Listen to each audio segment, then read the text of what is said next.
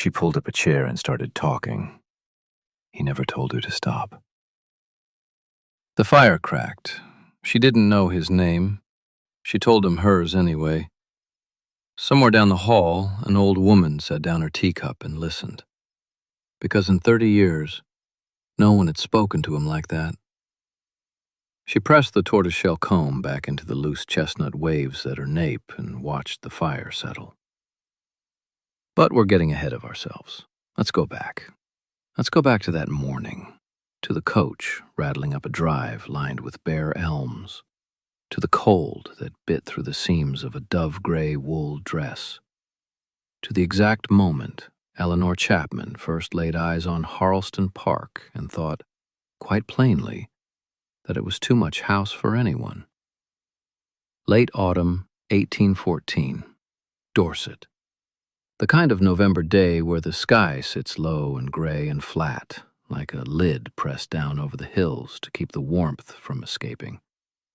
The hired coach had been on the road since dawn, and Eleanor had spent most of it with her hands folded in her lap and her gray-green eyes fixed on a countryside that was slowly, steadily becoming grander than anything she had a right to be riding through. The hedgerows gave way to stone walls. The stone walls gave way to iron fencing. The iron fencing gave way to a pair of limestone gateposts topped with carved hawks, and beyond them, a drive that stretched a quarter-mile through an avenue of elms stripped bare by the season, their branches laced overhead like the ribs of a cathedral with no roof. The gravel crunched under the wheels. She could hear it even through the closed door of the coach, that particular expensive sound of small, pale stones being displaced by something arriving. The house revealed itself slowly, first the chimneys, then the roof line, then the full face of it. Harleston Park. Pale limestone gone honey gold in places where the afternoon light caught it, dark where the rain had stained it over 200 years. 42 rooms. She'd been told this in the letter of invitation, as though it were a reassurance rather than a warning. 42 rooms, and most of them quiet. Eleanor carried one trunk. She stepped down from the coach and set her worn brown leather boots, small brass buckles dull from travel, on the gravel, and the sound they made was very small against the size of the silence. The cream linen fichu tucked at her collar had come slightly loose during the journey. She fixed it with the same efficient hands that had packed the trunk, written the letter of acceptance, and settled her father's accounts before he left for London to untangle someone else's inheritance. She was a solicitor's daughter. She knew how to be precise without being fussy, and she knew how to walk into a house that did not belong to her without apology. Mrs. Howell, the housekeeper, met her at the door, a woman built for corridors, tall, narrow, quick-footed, with a ring of keys at her waist that clinked softly with each step like a metronome setting the pace of the household. She led Eleanor through rooms that unfolded one into the next, each with its own temperature, its own quality of silence. The morning room, where east-facing windows let in a wash of pale light that warmed the cream wallpaper to the color of fresh butter, even in November. The long gallery, where 12 generations of Ashworths watched from gilt frames with expressions ranging from mild disapproval to outright boredom, and Eleanor felt every painted eye track her as she passed. The library, and here Mrs. Howell paused, as people pause at the door of a room that matters, where the fire was burning even though no one was inside. The shelves climbed floor to ceiling on 3 walls. The leather chairs were the color of old wine. The air smelled like wood smoke and paper and something faintly sweet, like beeswax polish applied by someone who took pride in the act. The fire crackled and popped, tending to itself, keeping the room warm for no one. "His Grace is away," Mrs. Howell said, in the particular tone household staff use when they want you to understand that a person's absence is both temporary and significant. Expected at Waverley House in Surrey, a political dinner. She said political dinner the way one might say dental extraction, an unpleasant necessity best not discussed. Tea was taken in the small parlor at the back of the house, and that is where Eleanor met the Dowager Duchess. Mrs. Agnes Pemberton sat in a high-backed chair near the window with the stillness of a woman who had stopped moving unnecessarily sometime around 1802 and hadn't looked back. Silver white hair, fine as spider silk, pulled into a tight low bun at the nape. Not a single strand loose, not one, as though each hair had been individually informed of expectations and had complied. Oval, wire-rimmed spectacles with gold arms sat on a narrow aquiline nose. Pale blue eyes, sharp and clear, studied Eleanor from behind those lenses the way a jeweler studies a stone. Not with warmth, not with coldness, but with the absolute attention of someone who intends to know exactly what she is looking at. Between her fingers, a silver thimble turned, slowly, continuously, even though there was no needle, no fabric, no sewing basket in sight, just the thimble, moving between her thumb and forefinger like a thought she was choosing not to say aloud. She looked at Eleanor for a long time. Eleanor looked back. The fire ticked. The tea cooled. The Dowager said almost nothing. A question about the journey, a question about Eleanor's father. A nod. The thimble turned. That was all. Eleanor was shown to a modest guest room on the second floor, the kind of room a house like this keeps for visitors who matter enough to invite, but not enough to impress.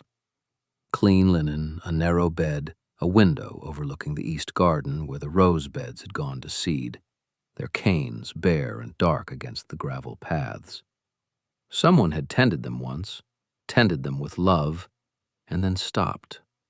Eleanor noticed this the way she noticed most things, quietly, completely, and without commentary. That evening, she could not sleep. The house breathed around her, all 42 rooms of it exhaling into the darkness, the floorboards settling, the pipes ticking in the walls. She lay in the narrow bed and listened to a silence so large it had texture. At 10:30, she gave up. The corridor was dark except for one interruption.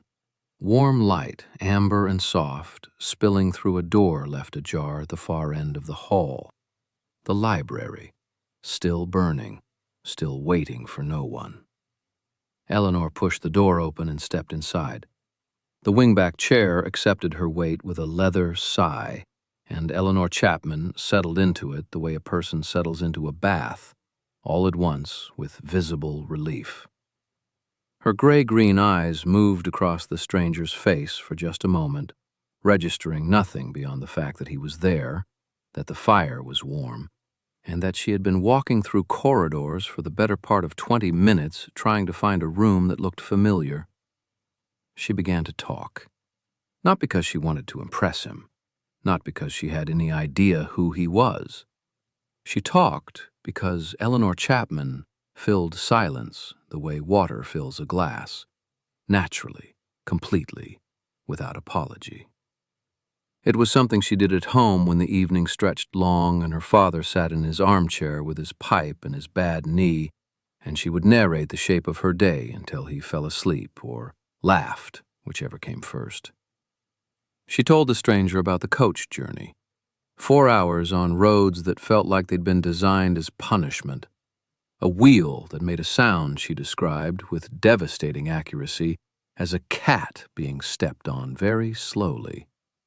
The coachman who sneezed 11 times between the village and the estate, she had counted because what else was there to do, and who had deposited her trunk on the gravel drive as though it had personally offended him. She told him about her father, a schoolmaster, retired now with hands that shook when he held a teacup, but steadied completely when he picked up a pen.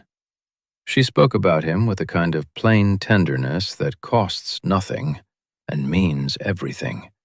No grand declarations, just the way she said his reading spectacles were held together with a piece of wire she had bent herself, and you understood the entire shape of their life. She told him about the house. This house. 14 rooms on the ground floor alone, she said, and she had been inside approximately 9 of them in the last hour, each one larger and more bewildering than the last. A morning room with 3 windows and no morning light. A drawing room with a pianoforte that looked like it hadn't been touched since the reign of the last king. A hallway so long she had genuinely considered sitting down in the middle of it and waiting for rescue. The slim tortoiseshell comb in her hair had begun its slow migration, and she pressed it back into place without breaking stride. Through all of this, the man in the opposite chair did not move. His book, the one he'd been reading when she walked in, rested closed on his knee now. One long hand lay across its cover. The other rested on the arm of his chair, and the heavy gold signet ring on his left hand caught the firelight each time the flames shifted. His deep slate-blue eyes had not left her face. Not once. His thumb, which had been turning that ring in slow, measured rotations when she first sat down, had gone completely still. This is the thing worth understanding. Lord Edward Ashworth, Duke of Harleston, had spent the better part of 2 decades being spoken to. By solicitors, by tenants, by members of Parliament who wanted his vote and members of society who wanted his name on their guest lists.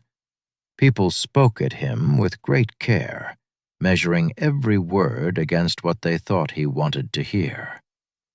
Nobody simply talked to him. Not like this. Not the way you talk to a stranger in a coaching inn, or a fellow passenger on a long ride, or a cat sitting on a windowsill who happens to be facing your direction. Eleanor glanced at the book on his knee. She asked if he had read it. He nodded, one precise dip of the chin. She asked if it was any good. The faint crease between his heavy dark brows deepened by exactly 1 degree. His jaw worked once, as if the question required the same consideration he gave to estate ledgers and parliamentary correspondence. "Tolerable," he said, and Eleanor laughed. Not a polite laugh, not the careful, measured sound that well-bred women deployed in drawing rooms like a small decorative weapon. A real laugh, sudden and bright and entirely unguarded, that made the loose strands of chestnut hair along her temples shift, that brought the warm flush higher across her cheeks and made the pale freckles across the bridge of her nose disappear into pink. "That," she said, "is the most honest review I have ever heard." 6 words, delivered with the same plain directness she brought to everything, and the Duke of Harleston felt something move behind his ribs that he did not immediately have a name for. She told him about the lending library. Back home, in the village, she helped run it. 3 shelves in the back room of the draper's shop, organized by a system only she understood. She told him about the letters she wrote for neighbors who couldn't write their own.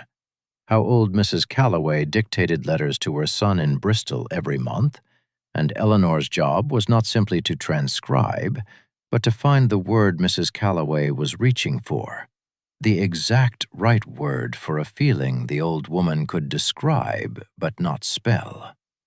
The specific pleasure of it, like fitting the last piece into a puzzle someone else had been staring at for hours. Her hands moved when she spoke, small, precise gestures, shaping the air as though the words needed architecture. He watched those hands. She stopped mid-sentence, pressed her palm briefly to a cheek, and frowned at the fireplace. "It is terribly hot in here," she said, matter of fact, and dragged a wingback chair back a full 18 inches across the carpet, with a scrape that would have made the housekeeper wince. The corner of his mouth moved, not quite a smile, the ghost of one, the architectural sketch of a smile, drawn faintly and immediately suppressed. The small, pale birthmark on his right temple caught the shifting light. She did not notice. She was adjusting her chair. A minute passed, perhaps two. The fire settled. Eleanor stood, smoothing the front of her dove-gray wool dress, and looked at him with the slightly apologetic expression of someone who has just realized they have been talking for a very long time. She told him she hoped she had not bored him. The ring turned once on his hand. His slate-blue eyes held hers. "You did not," he said. 2 words. Quiet.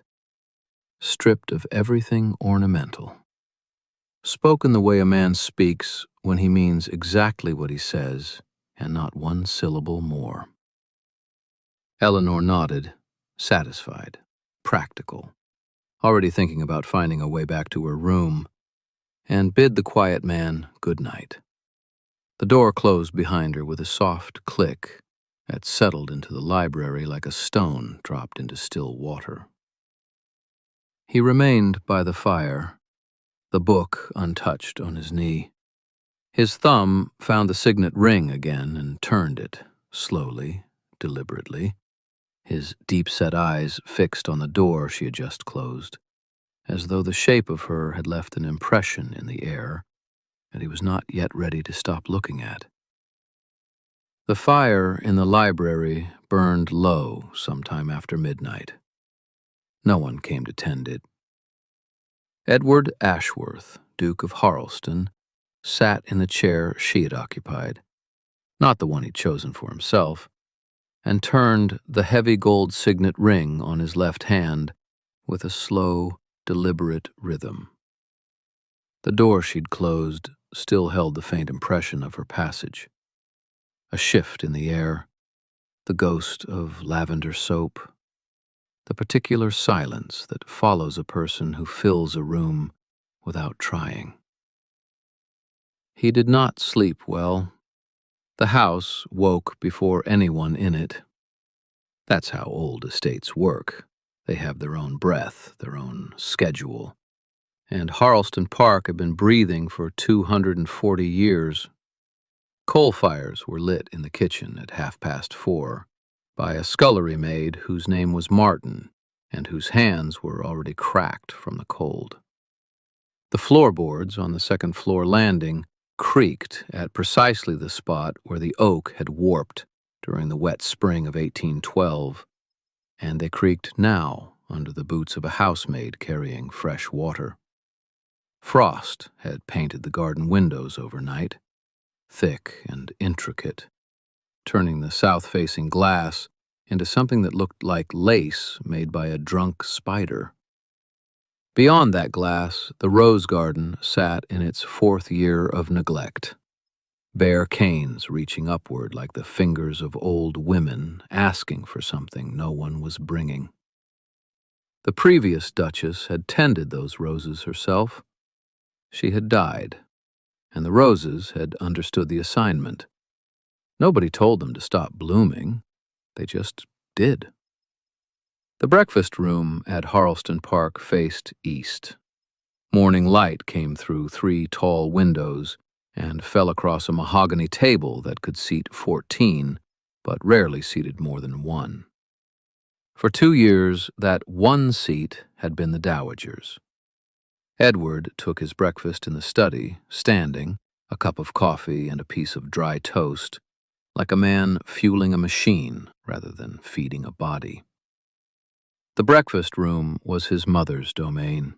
He did not intrude. But this morning, this particular frost-bitten, coal-scented, ordinary morning, Eleanor Chapman came down the stairs at 7:20, her chestnut hair pinned loosely at the nape with a tortoiseshell comb already sliding sideways, her dove-gray wool dress brushing the fourth step that always creaked, and she walked into the breakfast room to find him already seated at the far end of the table.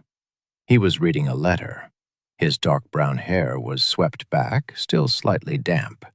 The charcoal coat hung open over a dark waistcoat, brass buttons catching the early light. The crease between his brows was deep. He looked up. She smiled at him. Not a polite smile, not a calculated one. The kind of smile you give someone you sat with by a fire the night before and told about your sister's terrible watercolors. She sat down 3 chairs away, close enough to talk, far enough to reach the toast rack, and spread her napkin across her lap. "Did you sleep well?" He set the letter down. Those deep slate-blue eyes held her face for a moment longer than necessary. "I did." 2 words, but he'd set the letter down to say them. She buttered her toast with the efficiency of a woman who has buttered 10,000 pieces of toast and sees no reason to make a production of it, and she'd told him about a dream she'd had. Something about the long gallery upstairs. She'd been walking through it in the dream, she said, and all the portraits had been turned to face the wall, and she'd been trying to turn them back, but they were too heavy, and the last one, when she finally managed it, had been a painting of a cat. She laughed at herself, a real laugh, unguarded, the kind that shows the back teeth. He almost smiled. The dowager entered. Mrs. Agnes Pemberton appeared in the doorway in her high-collared black silk dress, the cameo brooch at her throat, her silver-white hair pulled into that tight low bun that had not loosened in living memory. The oval, wire-rimmed spectacles sat on her narrow aquiline nose, and behind them her pale blue eyes performed a maneuver that would have made a battlefield general weep with admiration. They moved from Eleanor to Edward, then back to Eleanor, then down to the table, specifically to the plate in front of her son, which held eggs, toast, and a slice of ham. A full breakfast. In the breakfast room. She said nothing. She sat. The silver thimble appeared in her left hand from wherever silver thimbles wait when they are not needed, and she began to turn it between her fingers. She watched. Eleanor chattered on. She asked Edward about the grounds. Were there walking paths? He said there were. 2 words again. She asked about the village. How far was it? About 3 miles, he said. 4 words. She asked whether the frost would hold through the week, and he set down his fork and told her that the groundskeeper, Harwick, believed they were in for a cold stretch through the end of the month, and that the pond at the eastern boundary sometimes froze thick enough to walk on by mid-January. A full sentence. Then another. Then something approaching a third. At the sideboard, a footman named Deering paused with a coffee pot in his hand. He did not pour.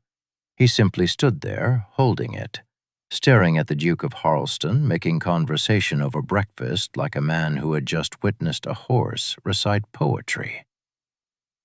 Below stairs, within the hour, the housekeeper, Mrs. Aldgate, found the cook and closed the kitchen door behind her. He spoke at breakfast. The cook, a sturdy woman named Briggs, who had been at Harleston Park for 19 years, set down her rolling pin. He hasn't spoken at breakfast since his father died. He was already in the room when she came down. Briggs picked the rolling pin back up. Well, she said, and that was all she said, but the way she said it contained entire volumes. The world of Harleston Park shifted that morning. Not dramatically, not with any sound. The way a house shifts when a window is opened after a long winter. The same rooms, the same walls, but the air suddenly moving differently. Eleanor finished her tea, pressed the tortoiseshell comb back into her hair, where it had been slowly escaping for the past 20 minutes, and excused herself to explore the garden. Edward's eyes followed her out of the room. He did not look away from the door until she was fully gone, and then for several seconds after. The dowager set down her teacup. The silver thimble turned once between her fingers. Her pale blue eyes, sharp and clear behind those wire-rimmed spectacles, rested on her son with an expression that contained no surprise whatsoever. "He has not taken breakfast in that room in 2 years." She lifted her tea again. "He was there before she came down." The thimble turned. The silence after those words, the dowager's quiet devastation delivered over the rim of a teacup, hung in the breakfast room like smoke from a blown-out candle. Edward said nothing. He turned his signet ring once, twice, 3 times with his thumb, and then he stood and left the room without a word. His mother watched him go with those pale blue eyes sharp behind her wire-rimmed spectacles, and the silver thimble turned once between her fingers before she returned to her toast. Eleanor, meanwhile, had already forgotten the breakfast room entirely. She found the south garden by accident, or perhaps by instinct, the way a person who understands growing things can feel the pull of neglected soil through stone walls. The door was set into the side of the east corridor, half hidden behind a tapestry that smelled of dust and lavender, and it opened onto a gravel path that curved down a shallow slope toward a walled enclosure she hadn't seen from the front of the house. And there they were. The roses. Overgrown. Wild. Beautiful in the way that abandoned things sometimes are, not despite the neglect, but because of it. The canes arching in great tangled sprays over the crumbling brick walls, the hips bright as drops of blood against the gray November sky. Eleanor stood at the iron gate for a full minute, just looking. Then she knelt in the frost-stiffened grass and reached for the nearest bush with her bare hands. She knew roses. She knew them the way some people know horses or ledgers, or the particular mathematics of a well-run kitchen. Her fingers found the dead wood by touch, the gray, brittle canes that would never bloom again, and separated it from the living green beneath. This one had been pruned once, maybe 2 seasons ago. Someone had known what they were doing. But this one beside it, abandoned entirely. 3 years at least, maybe 4. The growth was a knot of crossed canes choking each other out, fighting for light that neither could reach. She talked to them, not in words exactly, more a low murmur, the kind of sound you make to a frightened animal or a stubborn lock. She pushed the tortoiseshell comb back into her chestnut hair where it had slipped, and a strand fell loose along her temple anyway, and she didn't notice. Edward noticed. He stood at the library window with one hand behind his back, his dark brown hair swept back from the crease between his brows, and he watched her. There is a specific quality to watching someone who does not know they are being watched. It is not surveillance. It is not possession. It is something closer to prayer, the freedom of looking without being seen looking, the privacy of admiration that asks nothing in return. He watched her push the comb back into place. He watched her talk to the roses. He watched her strip a dead cane with her bare fingers, quick and sure, the way someone handles a thing they have handled 10,000 times before. The frost on the library window blurred the edges of her dove-gray dress into the gray of the garden wall behind her, so that she seemed to emerge from the stone itself, something that had always been there and was only now becoming visible. He turned the gold signet ring on his left hand. He did not move from the window for 20 minutes.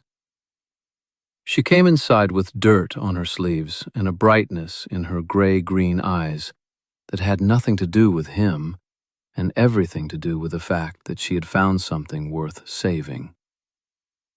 Mrs. Howell was crossing the main hall with a stack of pressed linens when Eleanor stopped her. "The roses in the south garden. They can be saved, most of them, but someone needs to prune the dead wood before the first hard frost, or you'll lose the old cabbage roses along the west wall entirely. Another season and they'll choke themselves out." Mrs. Howell looked at her strangely. It was a long look, the kind that travels from a person's face to something behind them, some memory or recognition that the person speaking cannot see. Eleanor did not understand why. She waited, her hands still dirty, the thin brown leather belt at her waist slightly askew, her chin lifted in that way she had, not defiant exactly, but steady, unperforming. "The previous Duchess tended those roses herself," Mrs. Howell said finally. And then she walked away with her linens, and Eleanor stood alone in the hall with dirt under her fingernails and the sudden uncomfortable feeling of having touched something that belonged to someone else's grief. That afternoon, Eleanor found the library empty. She chose a book from the third shelf, a volume of landscape poetry, its spine cracked from use, and settled into the chair by the fire. The leather was warm. The fire was, as always, too hot. She tucked her feet beneath her and opened the book and read. Edward was not there. She noticed this. It was a small noticing, barely a ripple across the surface of her attention, but it was there. A faint disappointment she did not examine and would not have named if asked. The chair across from hers was empty. The afternoon light moved across the library floor in a slow, golden rectangle, climbing the leg of his chair, illuminating nothing. She read alone for 2 hours. That evening, the Dowager invited Eleanor to read aloud after supper. The fire was lower now, the shadows longer, and Mrs. Agnes Pemberton sat in her customary chair with her cream lace shawl across her shoulders and the silver thimble turning slowly between her fingers. Eleanor opened the same volume of poetry and began to read. Her voice was remarkable, not for its volume or its drama, but for its clarity and the way she inhabited each word as though she had written it herself. The passage described a landscape at dusk, hills rolling toward a river, the last light catching the tops of trees, the specific green of English countryside in the moment before the color drains away. It was, almost exactly, the view from Harleston's western windows. If you've been waiting for the moment everything shifts, listen. Edward came down the corridor, intending to enter the library. He heard her voice through the door. He stopped. He leaned one shoulder against the wall, his tall frame very still, one hand behind his back, the other at his side with a signet ring catching the dim corridor light. He listened. He listened for over an hour. He did not go in. And the Dowager, from her chair, her pale blue eyes sharp behind those oval, wire-rimmed spectacles, she could see his shadow beneath the door. She turned the silver thimble once between her fingers. She said nothing. She did not need to. Some truths announce themselves in shadows, in the precise shape of a man who cannot bring himself to enter a room and cannot bring himself to leave. 2 days passed. Eleanor has settled into the rhythms of Harleston Park, mornings in the garden, afternoons in the library, evenings reading aloud. And here's the thing about rhythms.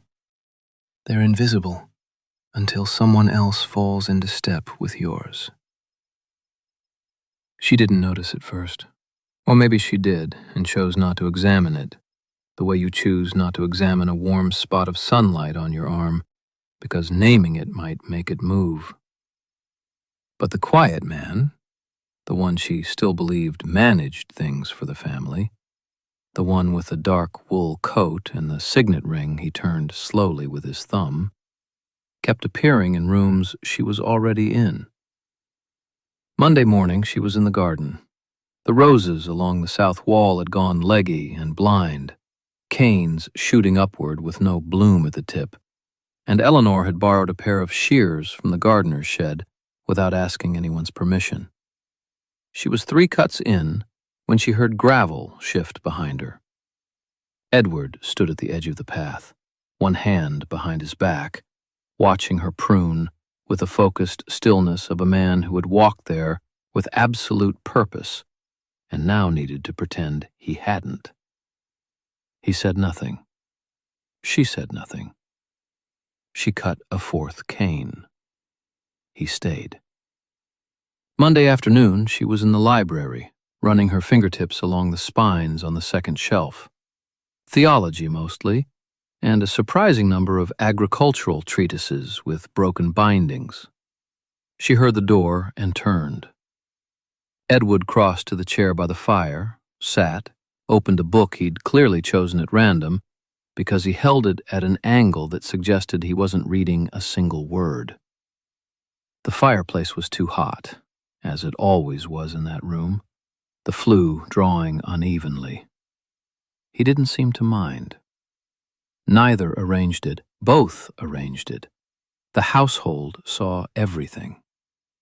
A footman adjusted the flower arrangement in the library 3 times in 2 days, because it gave him a reason to pass the door. The cook asked Eleanor's opinion on the evening menu with a specificity that had nothing to do with food and everything to do with confirming she'd be in the dining room at 8.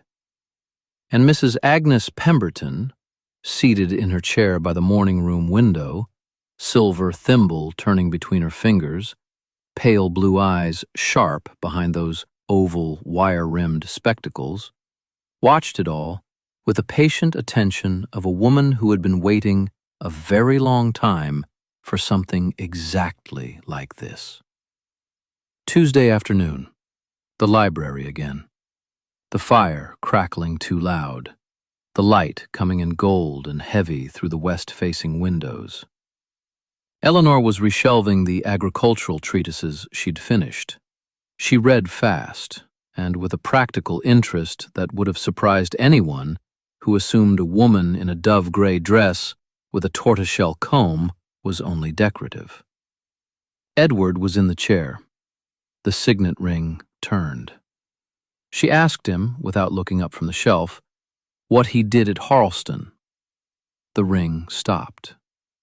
He paused for a long time. Long enough that she turned to look at him, those gray-green eyes curious, the scatter of freckles across her nose catching the light. He said he managed things. She nodded. The nod was immediate and unself-conscious. The nod of a woman who understood that answer in her bones. She assumed he was a steward, or perhaps a poor relation, given responsibilities in exchange for his place. She had seen arrangements like that before. The quiet economy of a great house, distributing its burdens among the people too proud or too obligated to refuse them. She told him she understood what it was to manage things for other people. Her voice was steady and unperforming. She told him about her father's household after her mother died, the accounts she learned to keep at 19, the meals she planned, the tradesmen she negotiated with, the way the house slowly became hers in every way except the one that mattered. She told him this the way she told anyone anything, plainly, without asking for sympathy, her hands resting still in her lap, her chin slightly lifted. Edward listened. He listened the way he did everything, completely, with his whole body oriented toward her, as still as stone. And then he said something he had never said to anyone. He said, carefully, choosing each word, that the house sometimes felt like it belonged to everyone except the person responsible for it, that the rooms were full of expectations that had been placed there by other people, and the weight of meeting those expectations was a kind of loneliness that looked from the outside like privilege. He didn't say he was the Duke of Harleston. He didn't say the house was his. But the crack was there, visible, the way a fracture in stone is visible only if you know where the load bears down. Eleanor looked at him, really looked at him. The deep slate blue of his eyes, the faint crease between his brows, the small pale birthmark on his right temple. She looked at him the way she looked at a neglected garden, seeing what it was and what it could be without confusing the two. She said simply, "Then you should sit by the fire more." It cost her nothing to say. It cost him everything to hear. If you've been waiting for the moment where something shifts between two people who don't yet know what they are to each other, this was it. But the world doesn't stop because two people share a moment in a library. On Wednesday morning, a letter arrived. The paper was heavy, the seal unfamiliar, and the housekeeper brought it directly to Eleanor on a tray.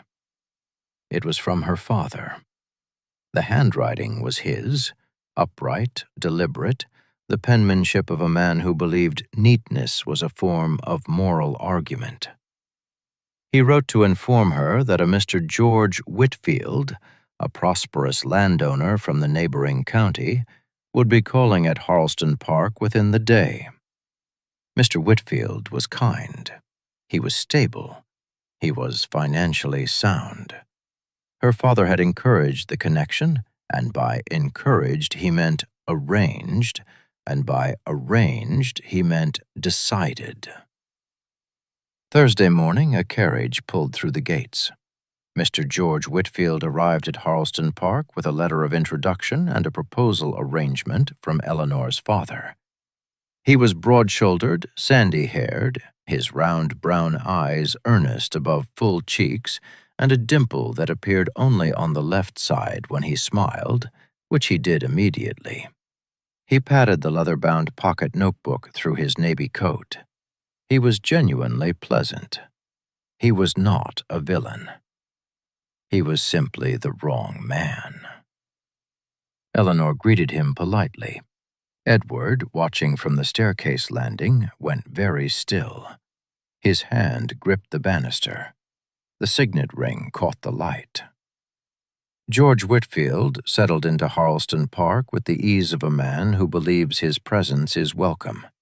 He is not wrong. Everyone is polite. Eleanor is polite. Edward is silent. And that silence? It fills the house like smoke. George takes his breakfast in the morning room with the confidence of someone who has been invited and intends to stay. He butters his toast evenly. He compliments the marmalade. He pats the leather-bound pocket notebook through his coat as though confirming something he already knows, and he smiles, that dimple in his left cheek appearing like punctuation at the end of every pleasant sentence he speaks. The staff serve him without complaint. He thanks them by name within 2 days, which is more than most guests manage in a week. And that is the maddening thing about George Whitfield. He is not a bad man. He is not cruel. He is not scheming. He is simply a man who showed up holding a letter from Eleanor's father and a future already drawn in clean, straight lines, and he sees no reason why anyone would object to the picture. Eleanor doesn't object. Not exactly. She walks with him in the garden the first full day of his visit, her worn brown boots crunching the gravel path she has walked 100 times now, and George keeps pace beside her in his polished chestnut riding boots, hands clasped behind his back, leaning slightly forward the way he does when he's eager about something. He compliments the roses. Not vaguely. He notices the ones she's been tending, the climbers along the south wall that were half dead when she arrived, and he asks what she used on the soil. She tells him. He listens.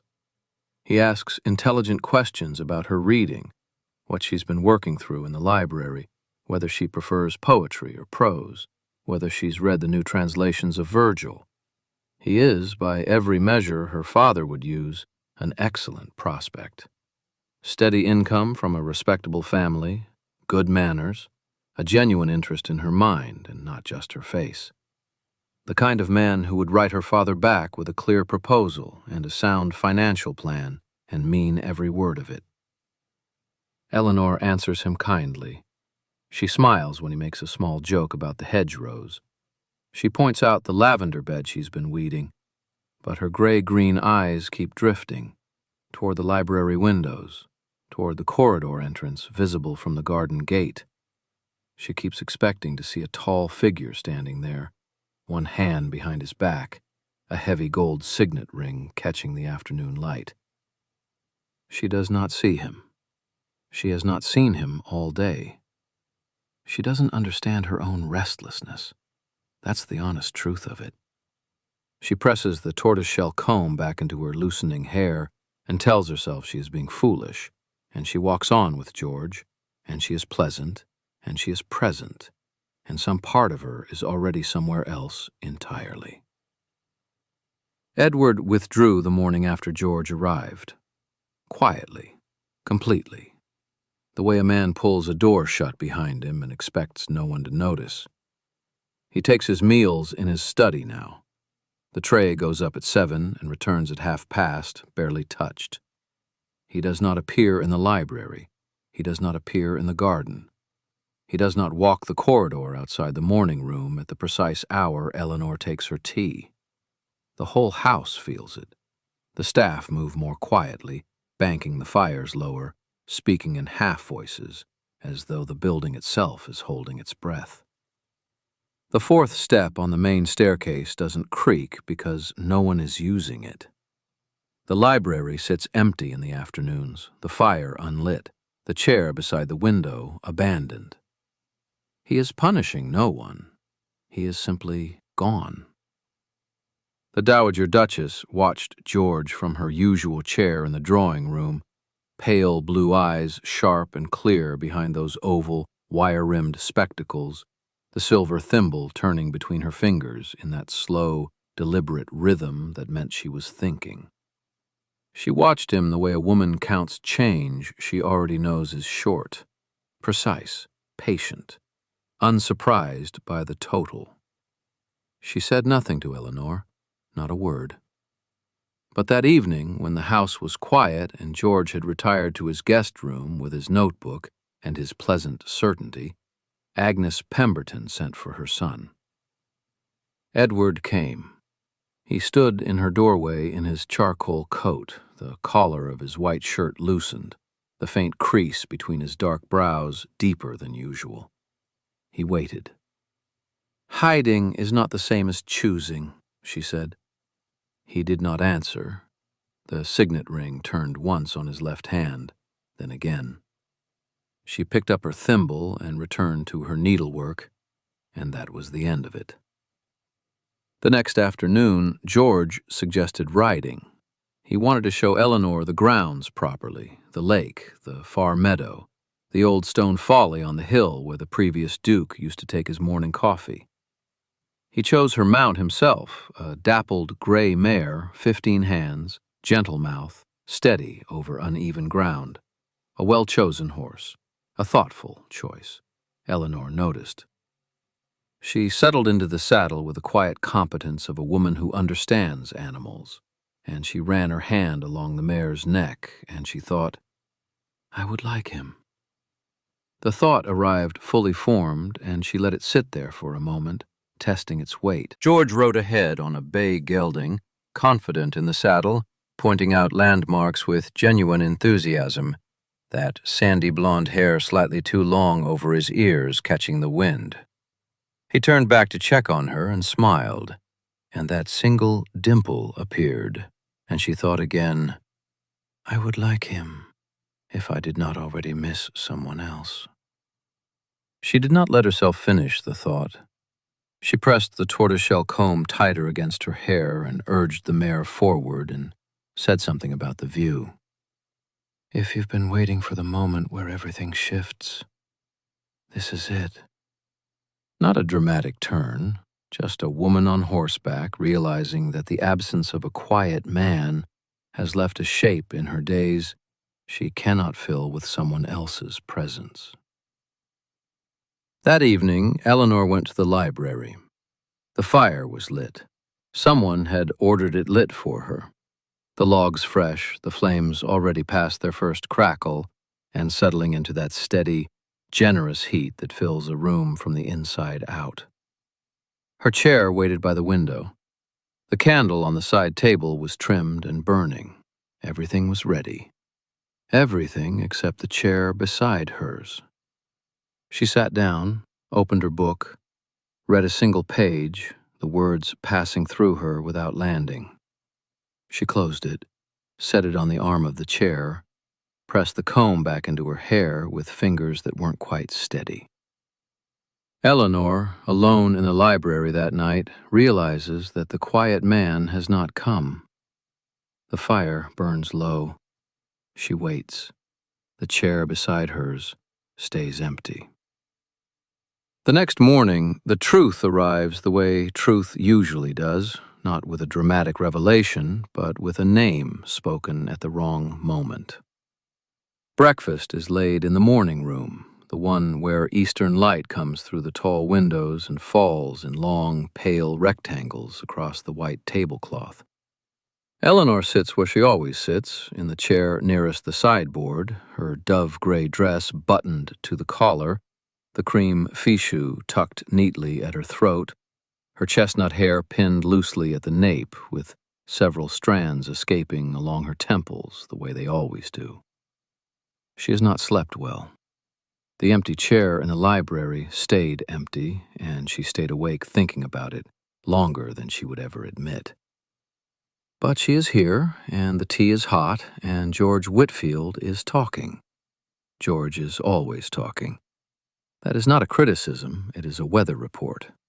The man is sunny and constant. He sits across from her in his navy wool coat with its brass buttons gleaming, his sandy blonde hair parted neatly on the left, one hand patting the leather-bound notebook through his coat pocket the way a man pats a sleeping dog. He is telling her about the pheasant season, which she does not care about, and then about a dinner he attended in London, which she cares about even less, and then he says it.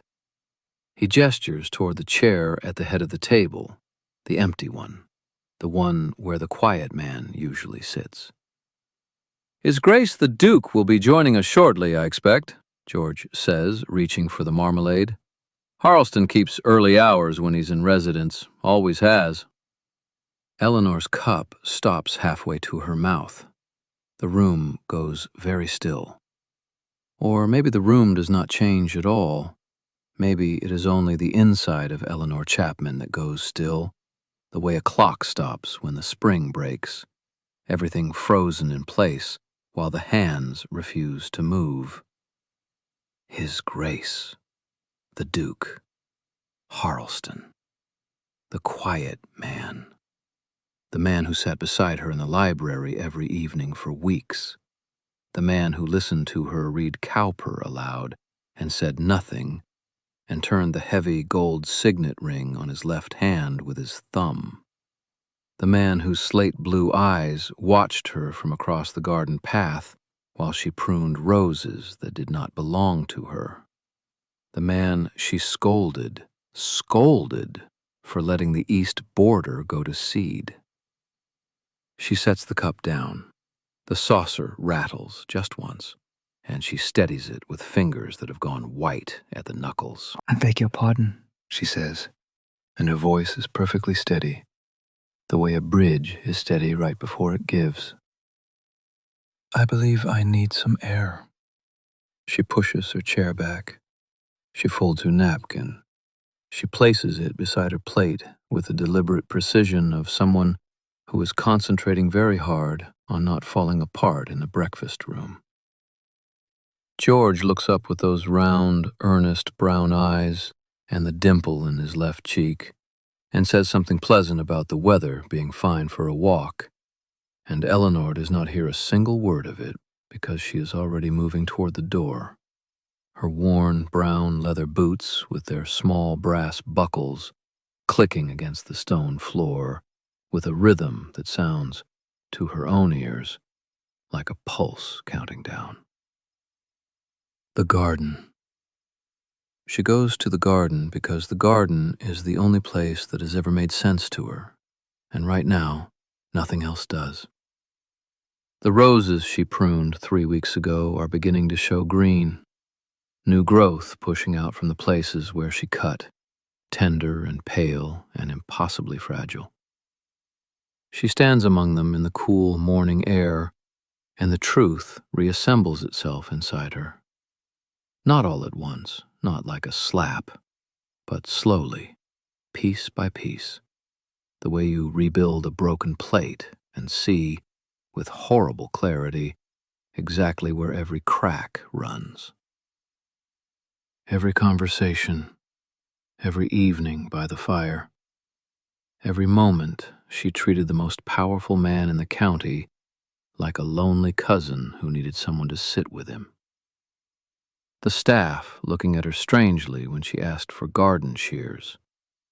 The dowager, Mrs. Pemberton, with her silver-white hair pulled tight into that low bun, and her pale blue eyes sharp behind those oval, wire-rimmed spectacles, watching from her chair, turning that silver thimble between her fingers, tilting her head as though listening to something no one else could hear. She had heard everything. She had seen everything. And she had said nothing. Because watching Eleanor Chapman speak to a duke as though he were simply a man must have been the most entertaining thing that had happened in this house in years. And the quiet man, Edward, Lord Edward, His Grace the Duke of Damn Harleston, he never corrected her, not once. She called him Sir. She told him his mother's shawl needed mending. She suggested, with the easy authority of someone who manages a household because no one else will bother, that the library fire was always too hot and perhaps someone should speak to the footman about it. And he just sat there, turning that ring, watching her with those deep-set slate blue eyes beneath that strong brow ridge.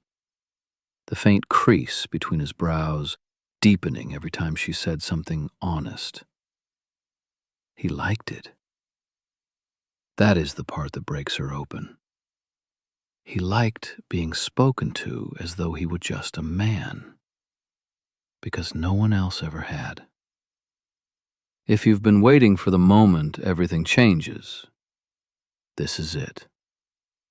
Anger rises in her chest like steam, hot and immediate and absolutely justified. He let her make a fool of herself. He sat in that library chair night after night and let her believe he was, what? A cousin? A secretary? Some minor gentleman staying through the autumn? He watched her be herself, completely and without protection, and he never once gave her the information she needed to protect herself. That is not kindness. That is theft. He stole something from her, the version of herself she would have been if she had known. But underneath the anger, moving slower, quieter, like water beneath ice, tenderness. Because she understands. Standing among these roses she has no right to tend, that the version of herself he stole is the version he wanted, the one that spoke plainly, the one that did not perform, the one that treated him like a person instead of a title. Both feelings are true. She does not know which one to bring to his door. Her slim tortoiseshell hair comb is slipping. She presses it back into place with trembling fingers. Then she walks inside. Eleanor stands in the corridor outside Edward's study, one hand raised to knock. She lowers it. She walks away. Then she turns back. She knocks. The door opens. He is standing at the window with one hand behind his back, exactly as she should have known a duke would stand. The study is colder than the rest of the house. It always has been. Something about the way the windows face north, the way the stone holds the chill even when the fire is lit. And the fire is not lit. The grate sits empty, ash from yesterday still pale against the iron. Papers cover the desk in careful stacks, correspondence, ledgers, a letter with a broken seal resting on top like it was read and then abandoned halfway through. The light coming through the glass is thin, almost colorless, the kind of winter afternoon light that makes everything look like a painting nobody wanted to finish. Edward does not turn around immediately. His left hand hangs at his side, and the heavy gold signet ring catches that pale light for just a moment before his thumb finds it, begins its slow rotation. His dark hair is swept back from his forehead as always, but there is something less composed about the way he holds his shoulders. Less military, more human. Eleanor does not curtsy. She does not say, "Your Grace." She stands 3 feet inside the doorway in her dove-gray wool dress, the tortoise-shell comb already sliding from where she pressed it into place not 5 minutes ago, and those gray-green eyes find him across the room with the kind of directness that has undone him from the very first morning she stood in his garden and told him his roses were dying of neglect.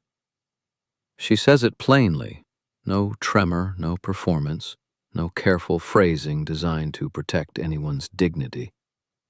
"You should have told me." 4 words. They land like stones dropped into still water, and the silence after them spreads through that cold study the way silence only can when 2 people are standing on either side of something that cannot be unsaid. He is quiet for a long moment. The ring turns, the light shifts by a degree as a cloud moves somewhere beyond the glass. The distance between them, perhaps 8 feet of worn carpet and cold air, is also the distance between a duke and a solicitor's daughter, between a man who owns 11,000 acres and a woman whose father's office smells of ink and old paper and honest work. That distance has always been there. They both simply pretended it wasn't.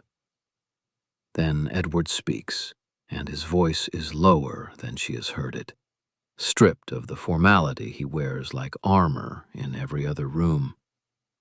"If I had told you, you would have stopped talking to me. Let that sit, let it breathe, because he is right, and they both know it." She would have measured her words. She would have softened her opinions. She would have stopped telling him his fire was too hot and his tea too strong, and his habit of standing at windows like a man waiting for bad news was going to ruin his back by 50. She would have become careful, and careful is exactly what everyone else in his life already is. And careful is the thing that has been killing him so slowly he nearly forgot he was dying of it. Eleanor's chin lifts, that small, stubborn motion, her narrow shoulders straight, the pale freckles across her nose standing out against the flush rising in her cheeks. She tells him she is not angry about the title. She doesn't care about the title. Titles are just words people use to decide who gets listened to and who doesn't. and she has never needed a title to make herself heard. She is angry that he hid from her, that he stood in her presence and let her believe she was speaking to someone without walls, when every moment was a wall she couldn't see. Hiding, she tells him, is not the same as choosing. And her voice catches just slightly on that word, choosing, because she is echoing something she does not know she heard. Words the dowager spoke in a morning room Eleanor was not in, and Edward flinches, visibly. The crease between his brows deepens, and he looks away from her for the first time. When he looks back, something has shifted. The formality falls away in stages. First, the rigid posture softens, then the careful diction loosens, and finally the words come not as a duke speaks to anyone, but as a man speaks to the only person he trusts with the truth. She is the first person in his adult life, he tells her, who asked him if he slept well, and meant it. Not as pleasantry, not as obligation. The evening by the fire, the one where she read aloud and he sat closer than protocol allowed, and neither of them acknowledged it, was the first evening in years he did not want to end. He has managed things exactly as she accused him, managed the estate, managed his grief, managed his mother's illness, managed every room he entered. But he had forgotten what it felt like to be managed, to be cared for without being needed, to have someone press a cup of tea into his hands, not because he was the Duke, but because he looked cold. If you have been waiting for the moment everything changes, this is it. Not a grand declaration, not a man on his knees, just Edward Ashworth standing in his own study with the signet ring still turning and his voice stripped bare, telling a woman in a worn gray dress that she made him remember he was a person. And here is where it costs him something. He tells her what choosing her means. His family's allies expect a political match, the Cavendish connection, the Whitfield arrangement, alliances built on land and leverage and the quiet mathematics of power. George Whitfield's family will be insulted. Her own father may be embarrassed, dragged into a scrutiny he never invited. A scandal, real and lasting, the kind that gets whispered about in drawing rooms for a generation. Eleanor's hands are still at her sides. Her voice is steady. I did not ask you to choose me. And God, that sentence. Because it is the truest thing she has ever said. She has never asked for a single thing from this man. Not once. Not ever. He looks at her the way a man looks at the only door left open in a burning house. I know. That is why I am going to. Edward walks into the morning room where George Whitfield sits with his notebook and his expectations. He tells George the truth, that he will not support the match, that Eleanor is not a matter to be settled. George stares. Edward turns the signet ring and waits. George Whitfield leaves Harleston Park on a Tuesday morning. He tips his hat to Eleanor from the drive. She waves. He is a good man. He is simply not the one. But let's give the man his moment, because he earned it. George stood in that morning room, notebook probably burning a hole through his coat pocket, and he listened to Edward say the words that dismantled every careful calculation he'd ever made about Eleanor Chapman. And George, stocky, earnest, dimple in one cheek George, did not shout, did not bluster, did not pat his pocket notebook or recite a prepared rebuttal. He looked at Edward for a long time with those round brown eyes, and then he nodded once, just once. He found Eleanor in the garden that afternoon. She was kneeling by the south wall roses, dirt caked under her fingernails, the tortoiseshell comb sliding loose from her chestnut hair. George told her he was leaving in the morning. She stood up and brushed her hands on her dove-gray skirt and looked at him with those gray-green eyes and said nothing, because Eleanor Chapman had never once pretended to feel something she did not. George shook Edward's hand on the gravel drive. His grip was firm. His sandy hair was parted neatly. His riding boots were polished. He looked like exactly what he was. A decent man with a leather notebook full of plans that no longer applied. He told Eleanor he was glad she found someone who listens. One sentence, no bitterness in it. The carriage pulled away. The gravel crunched under the wheels, and the house, the whole house, exhaled. The maids felt it. The footmen felt it. The cook, who had been making 2 extra place settings for a week, quietly put away the additional china. The dowager felt it most of all. She found Edward in the corridor outside the library, the same corridor, the same spot where he had stood for 2 hours listening to Eleanor read aloud to his mother, his shoulder against the wall, the heavy gold signet ring turning and turning on his left hand. Agnes Pemberton stood very still in her black silk dress, the jet buttons catching the late afternoon light, the cream lace shawl perfectly draped. She looked at him over those oval, wire-rimmed spectacles with the gold arms. She read to me for an hour.